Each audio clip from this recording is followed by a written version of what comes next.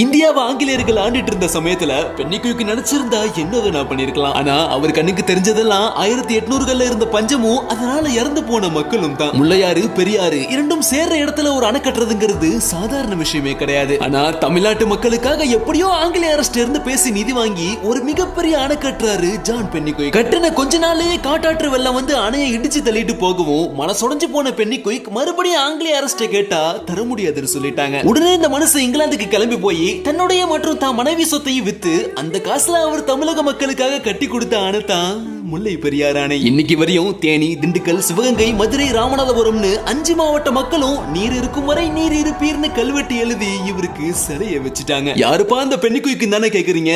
மொத்த ஆங்கிலேயர்களும் இந்திய மக்களை அடிச்சு துன்புறுத்திட்டு இருந்த சமயத்துல தமிழக மக்கள் தண்ணி இல்லாம கஷ்டப்படுறத பார்த்து தன்னுடைய சொத்தை வித்து மக்களுக்காக அணை கட்டி கொடுத்த அதே ஆங்கிலேயர்கள் இருந்த ஒரு மனிதருங்க.